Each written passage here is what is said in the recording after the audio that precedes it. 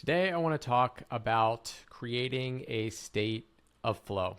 And before you click away and think that this is just another conversation about the same 6 bullet points that you could pull up from ChatGPT right now on creating a flow state, or watch a YouTube video if you type in flow state, or buy a book, or watch a TikTok, or whatever, this is going to be very different. Okay, I want to be digging much deeper than people normally speak about when they talk about a flow state, and go into what I think the 3 core ingredients of creating this state of flow are. And most people say, oh, it's a good idea to get into a state of flow, which is basically this experience where, you start to lose your sense of time. You're really focused on the task at hand. It feels really good. You feel like you're performing at a high level. But to go even deeper about why I think living your life in a state of flow and approaching your business with trying to create the conditions for a state of flow are really important, because I believe that in business, especially, and life in general, a state of flow creates the conditions for our best work to emerge. And it's not because you can get more done in less time or anything like that. It's actually the opposite. It creates a state where you can access your intuition, where you can tap into something greater than you, right? Where you can pull upon all the resources that you have at your disposal.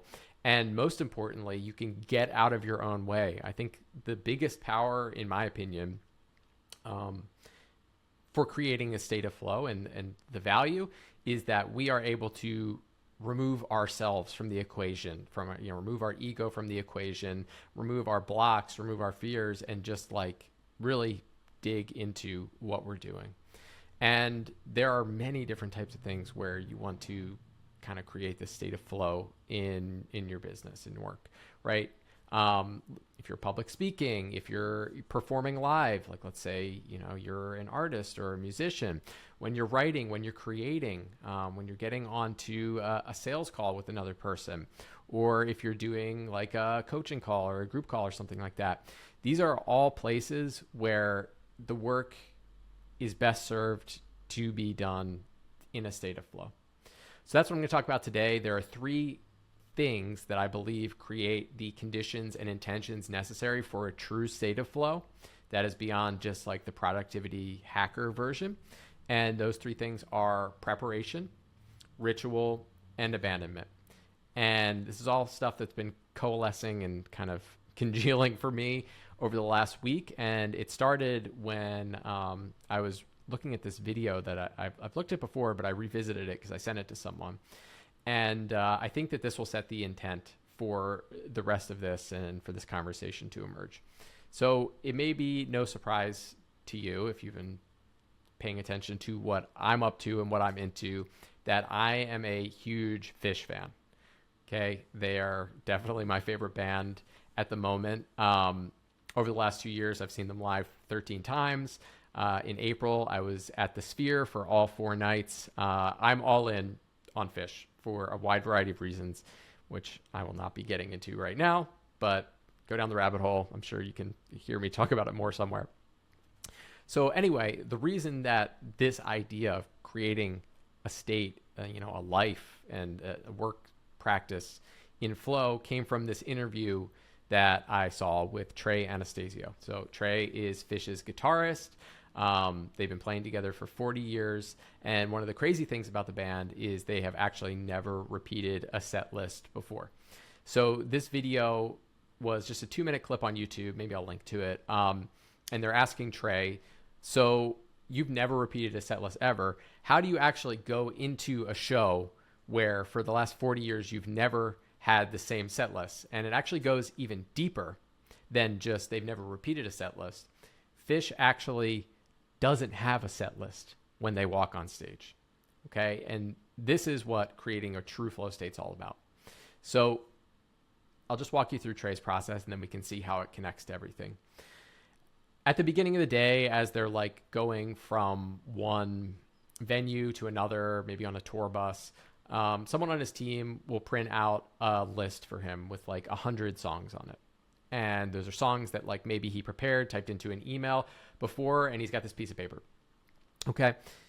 on the piece of paper. He walks around all day, chats with the band members, chats with the crew, crosses things off the list, circles favorites, asks like, hey, what do you want me to play? What would be interesting today? Just kind of going through the process of editing and changing and really just diving deep on the preparation. And you have to understand that even prior to this, there is a tremendous amount of preparation that goes into being able to call upon, a songbook that has hundreds and hundreds of songs of both like original songs and covers, and be able to access them at any time. There's a tremendous amount of preparation that goes into that prior to the day of the show. Okay. So he walks around, he's got this list, he's kind of, checking things off. And as things get closer to showtime, Trey goes and he does what he describes as his pre-stage ritual. And this is a really important piece of the process. I'll detail his full ritual maybe a little bit later on because it's kind of involved and the context will be useful. But he describes this part of the ritual as very important to the process of the next piece. So we have preparation, where he walks around with this list of songs. He's editing, he's thinking, he already knows how to play everything. He does the ritual, and then the next step is the letting go, or the abandonment. And this is where things get really interesting. Okay. So 10 minutes before Fish goes on stage, he takes his list with 100 songs that have been edited down, maybe to some songs that they are thinking about playing, and he actually just rips it up. Okay. Rips it up, throws it out. And Trey says, when I go out on stage, I've trained myself to be completely blank.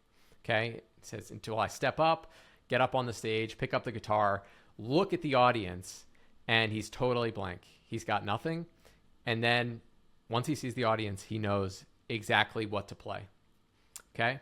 And there's no song list, right? There's no set list. There's no wires. It's just straight flow, straight connection between the band and the audience. And he says, we walk on stage without a song list because I don't think the decision can be made without the introduction of audience energy. This is really important, right? That the essential piece of the puzzle is the observer, right? It's a dialogue. It's not just, oh, I'm Trey, I write this set list and this is what I think you need to hear just based on my opinion. And then I go out and I play it. That's how most bands do it. But Fish approaches it completely different. They say that the audience energy is integral to the experience. Okay. So this is extremely important. And hopefully if you caught this, what emerged were 3 steps for creating a state of flow, a state of creativity, a state of getting out of your own way. It's the preparation, it's the ritual, and the abandonment. And anyone who's living their life and their work in this state of flow combines these things. That's Trey said that in the video. Okay. And the last thing I'll share about this, and then we can maybe dissect how to apply this stuff, is a lot more preparation than might be seen and a lot more abandoned than might be believed. Okay. So you don't just have access to hundreds and hundreds of songs to be able to play without a tremendous amount of preparation.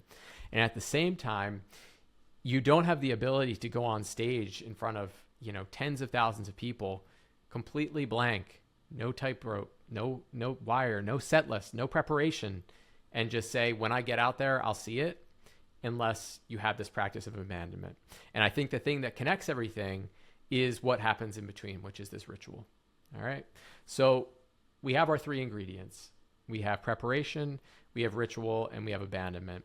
And now I want to just speak to maybe how these things can be applied to your work, to your life's practice, so that you can enter into a deeper state of flow. I know for me, this is how I've been approaching work recently, and I found it to be tremendously valuable, and in like a life's practice in and of itself to continue to learn from. All right, so let's talk about preparation first. Why do we prepare? Why don't we just skip preparation and skip everything and just walk out on stage and say, well, I'm here, like, let's let it rip and see what happens. Yeah, you see when people do that. I think preparation is an essential part of the puzzle, and preparation is going to look differently for everyone for what thing is happening, whether you're writing or you're going out on stage and performing, or you're about to get on, let's say, a sales call for work, or talk to a client, or do public speaking. Preparation, in my opinion, honors the importance of what's happening, right? I think there's something to be said for setting the intention that what we are doing is significant. And you see a lot of people show up when they sit down to work and they just don't feel that, rightfully so. Especially if, you're not self-employed. I can definitely see the urge to just check the box and keep it moving. But for me, the preparation honors the intent of what's happening. And especially if I'm preparing for something where there are multiple people, it's a little bit different. I'll talk a bit about my writing process and creation process. There are two sides to that process, but the feedback is not immediate, right? So when I go and sit down to write, I think it makes sense to honor that, if I write something, thousands or tens of thousands or hundreds of thousands of people could read it. And that's important. But it's tremendously important if you're going out and dialoguing or, communicating with someone directly, on a sales call, right? You're literally going to be speaking with someone, or, doing a big presentation to a bunch of people, or, you're going out on stage to perform and, there's tens of thousands of people in the audience and they all paid $100 a ticket, right? It is important to honor the importance of what's going on. And it's also important to set an intention for what's going to happen. What do you want to have happen when you go out there and once the abandonment happens? So I believe that preparation is really important. Maybe I'll give you some tangible examples that we can get into. So the first one that I think most people who are in the world of entrepreneurship, one way or another, will connect with is the sales call. And I will come back to this. And for those of you who don't connect with this concept of a sales call, a sales call is what happens when two people who might want to work together have a conversation about whether they should or shouldn't. You don't have to overthink it. It doesn't mean Glenn Gary, Glenn Ross, or sell me this pen or any of that stuff. A sales conversation can be organic as that. But for the example of a sales call, preparation is extremely important. When I was running my agency, there was a certain amount of preparation that I felt was essential to show up to the conversation prepared, right? To kind of have a sense of what's going on and get some background. And usually it looks something like doing some research, trying to learn about who you're speaking with, just engaging a little bit past, I'm just going to show up and see what happens. When I was speaking with clients who were, had budgets of millions or maybe tens of millions, the research is important so that you can kind of engage on a higher level. Sometimes you may just want to show up and say, all right, well, tell me about yourself. And I've got nothing. But I believe that often the research is important and it honors the importance of what's happening and sets that intention. And a lot of times when I was preparing for a conversation about whether it makes sense for us to work together, me and a client, that process might look like pulling out a piece of paper and getting some clarity on what I want out of us working together and what they might want. And literally you can just grab a piece of paper. I tell people to do this all the time. If you don't know as you're preparing, 2 columns. What do I want? Write it out. More often than not, people don't even know what they want, which makes it very difficult to help others. Okay. And then what do they want, or what do I think that they might want? Okay. Maybe you want to sit down and start to think about okay, what might the pricing look like this? Just things to get prepared, knowing that the idea here is not to take all this information and to jam it down their throats in the conversation. The goal of all of this is to connect with it, set the intention, internalize it, and then literally rip it up so that you can be as present as possible on the sales call. But I do believe preparation is important. So that's an example for sales call. You do your research, you get clear on what you want, you get clear on what they might want, and yeah, so you have some clarity and some prep. Here's another example. Public speaking.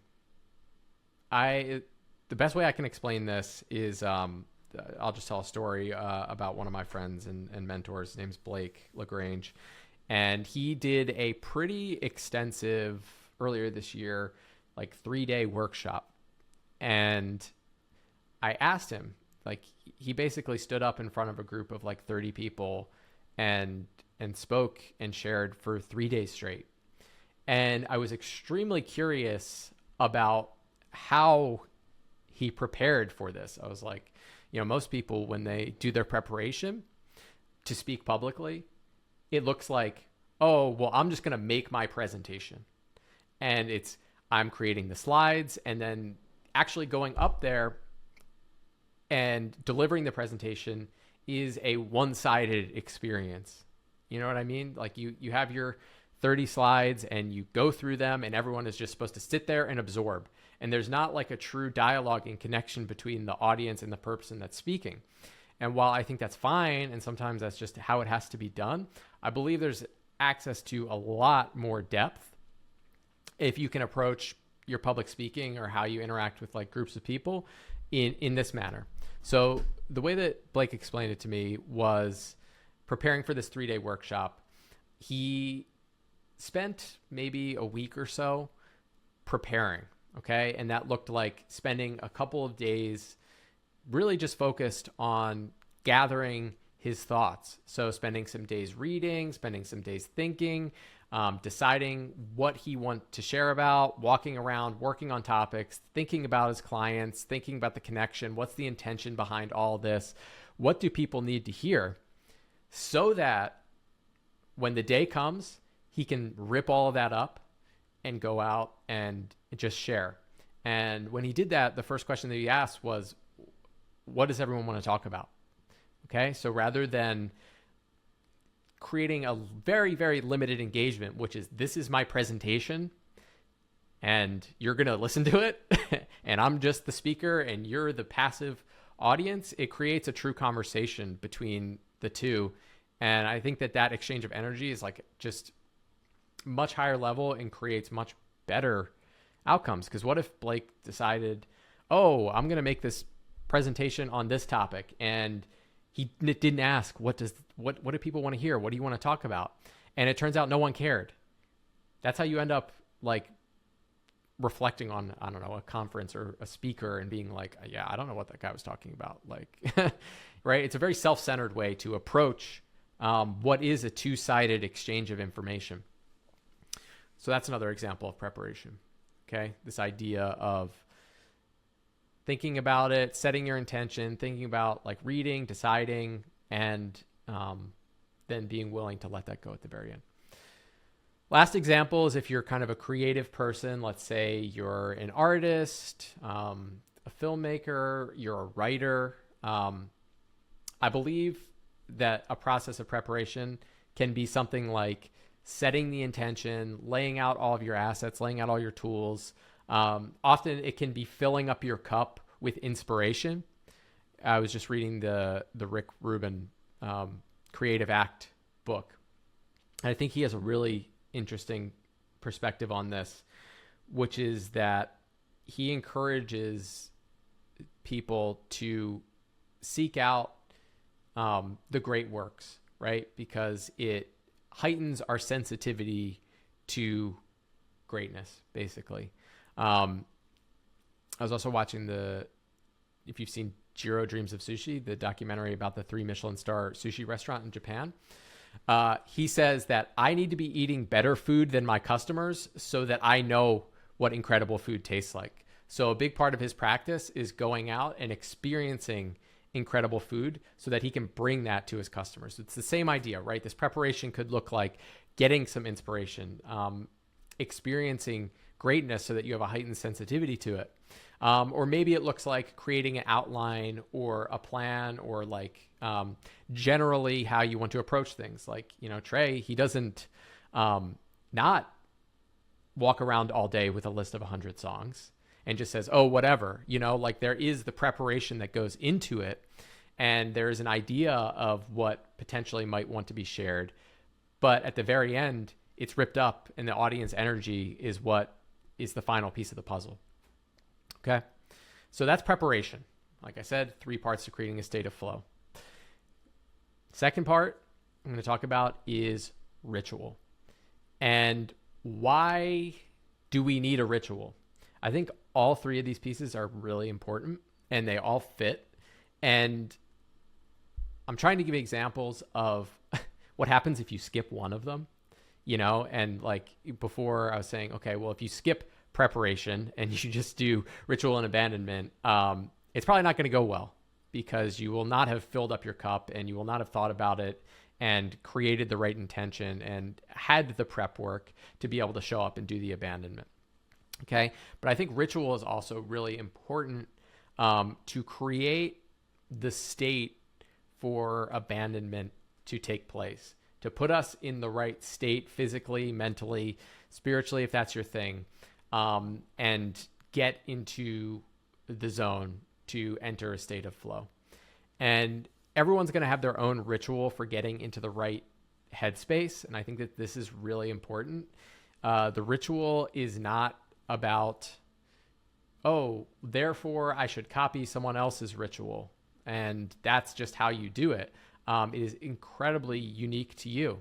And I think many people, it looks like they have a life's practice of some kind or a routine that they follow. Like I found out one of my clients, Stephanie, meditates for 2 hours a day, every day. That's an example of a life's practice that can create a state for the abandonment to take place. Okay. For me, right now, the ritual, and it's evolved over time. This is like how I create a state to show up for work, right? To show up to record this, for instance. And that looks like, for me, getting outside, sitting down, usually grab my iPad. I do some reading on some kind of like daily readers and stuff like that I'm into, more on the spiritual side of things. Writing some notes for my intentions of the day, maybe connecting with a book or two. And then I like have all that written down and it sets the intention that I want to bring into the day. And then I'm just outside, I'm sitting on my balcony, I'm looking at the mountains, just like feel grateful, connecting with something bigger than myself, looking at these like crazy, huge mountains where I live. And all of these things are important to put me in the right state to be able to show up, So the getting outside is important, right? The sitting down and doing the reading and kind of like emptying my brain and filling it up with something that's maybe a little bit more nourishing, and connecting to something greater than myself. Those are all important ingredients to create the state for the abandonment at the very end to take place. Okay. And I just want to say this again, the routine doesn't work because of the routine. Okay. There is no magic routine that you should follow. There's so much like productivity porn on the internet about follow my 6-step morning routine. And there's nothing wrong with that. I think often borrowing someone else's routine or ritual for a season can be really helpful to open to your mind to what's possible. But just to blindly capture someone else's routine and say, oh, this is me, without realizing that you are 2 completely different people, misses the point, right? The routine isn't the routine and it doesn't work because of the steps. It works because of the person and their relationship to it. So I would definitely encourage you to like give yourself permission with this ritual step to be yourself, to be your own person. You don't need to find, you do need to find your own ritual. And you do need to find your own practice. And if that's overwhelming, try someone on for a season, for sure. But just understand that, like, I believe that this practice is for us. And yeah, copying Arnold Schwarzenegger's morning routine is probably not going to help you to understand more about who you are as a person. So, okay, ritual. I think I said that I would talk about like what's Trey's ritual, not so that you can copy Trey, but so that you can understand the why behind what he does. And his is pretty interesting, and it's definitely specific to Yeah, him specifically. So here's the steps. Okay, Trey's pretty involved. So after he does his routine, after he does his set list thing, he sits down and he goes through this pre-show ritual, is what he calls it. And for him, it looks like meditation. Okay, he sits down and he meditates, clears the mind. He does his vocal warm-up so that when he goes on stage, his vocal cords are ready to go. Another important piece of the puzzle. Then he practices prayer, which for him looks like practicing gratitude. He kind of describes it as like visualizing the venue from above to get a better sense of perspective, to see how in the grand scheme of things, even if with 10,000 people in the audience, it's very, very, very small compared to the whole big picture. As he walks out onto the stage, he has a similar practice where he opens up the door and he lets God out onto the stage first, right? That's his practice there before he goes out. And he also, what does he do? He avoids mirrors, okay? And the reason for that is that he wants to set this intention that he is not the center of attention and that he is just part of a community, that everyone, the band, the audience are all part of the same community. And yeah, he wants to be part of the group, not the guy, okay? And I think that that's incredibly, incredibly powerful, this ritual that he has, because all of the steps that he does create the space for the last piece of the puzzle, where he has, I guess, the faith to rip up that set list, step out onto the stage completely blank, and just know that when I engage with the audience, when we connect, I'll know exactly what to do, which is pretty sweet. Okay, so preparation, ritual, and the last piece is abandonment. And I believe the abandonment is important for a variety of reasons. I think for me, a lot of the time when I am speaking in front of people or like doing some kind of performance or like hopping on a sales call or something like that, my default is to really tunnel in on what I want, what I think the other person needs, and not create space for the receiver, the audience, the other person on the end of the line, the person who's going to read my writing, the people who are on, like a group call with me. Like, that's just my default. So that's why I think the abandonment is really important. And you're really creating a space so that you can hear what do the other people have to say? What do they need to hear from me? Instead of just forcing, like, oh, well, during my preparation, I decided that they need X, Y, and Z, and I'm just going to spend the next hour telling them that, right? It doesn't create the space. And abandonment really solves this problem, right? It allows us to tap into something greater than ourselves, the state of flow, where we get out of our own way and can really get there. And I think this is where the best work is created, because there's less of a filter between me, and the act of creation, where you're like truly in the present, truly connecting with the other person, actually listening to what they have to say, right? How often are we having a conversation with someone and we're just like, they're just speaking like, wah, wah, wah, wah, wah, wah, wah, and you're just thinking like, oh, what am I going to say next? What am I going to say next? What am I going to say next? Right? Because when we don't abandon and we don't let go, we don't do the last piece. Okay. So maybe we do just the preparation and the ritual. We're holding on much too tight. There's no space for the other. There's no room for something greater to enter the equation. And it's really just like a one-sided engagement. So that's really important, right? And the idea of just like sharing openly and honestly and listening is so important. Like I'm part of a community where a big part of like what we do is sharing. And the preparation, right? Everything that you've done up until this point in your life is the preparation, all the life that you've lived. And the abandonment is when you just let go. There's no notes. You just share. You just trust that like whatever is supposed to come out is going to come out, and that whatever people need to hear will be heard. And like, that's the last piece of the puzzle, right? I'll give you some other examples of abandonment. So right now I'm working with like 35 clients or so. And the way that we work together is in a group call. And previously my approach would be very like professorial. Okay. So I would do the preparation, do the ritual to get myself in a good state. But I had a whole like list of topics or things that I wanted to cover. So rather than going and having a conversation and asking like, hey, what's going on today? How can I help? It would be like, Professor Rich is here and I'm just going to speak at you for an hour. And yeah, that's a great way to communicate what you think people should do. But it says a lot more about what I want and what I think than what they need and where they are right now. And I've learned that like without engagement, when you're working with a client, there is just massive throttling that happens. You can only reach a certain level when you approach working with a client that way.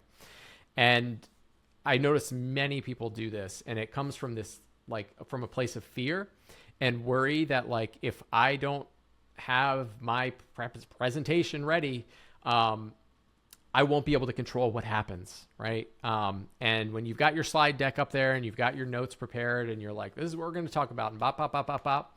Yeah, there's no room for the other person at all. Okay, and if there's no room for the other person, I think it's very difficult to create a true state of flow, okay? At the beginning, we talked about sales calls. This is another really good one. And it's it's funny. I always love this one because it shows so perfectly what happens when you don't let go of your preconceived notions before you get on a conversation. And, you know, you get on a conversation with someone who might be a client and you know what you want to say. You've got a script. And as a result, you are not listening to the person on the other line at all. You spend the whole time just thinking about, oh, what am I going to say next? What am I going to say next? What's next on the script? And it is all about you and not about them at all, instead of listening and being in the present. And how often do we do this in conversations across the board? Like, this extends well beyond just the world of business, right? You're having a conversation with your partner or a friend, or is asking for support, or your child. And you're like, this is my script. This is what you need to hear.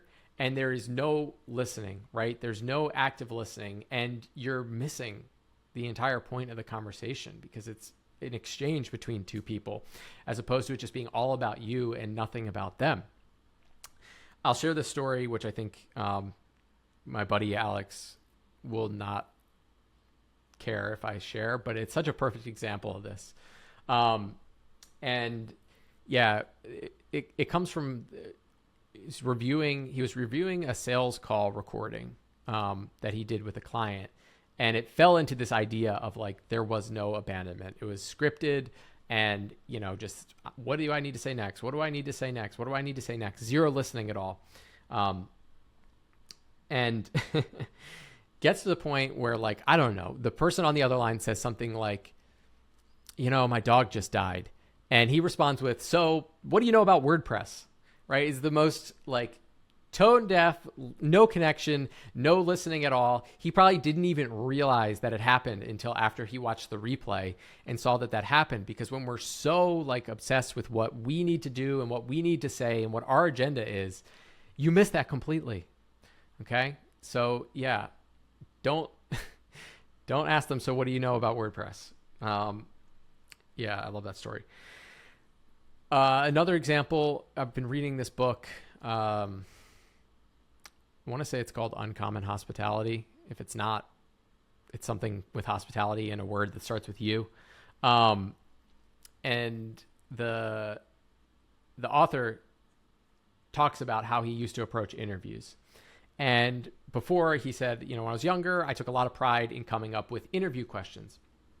But the further he's gotten into it, he now believes the best way to interview for talent for his restaurant. And this is a guy who's running a 3 Michelin star restaurant.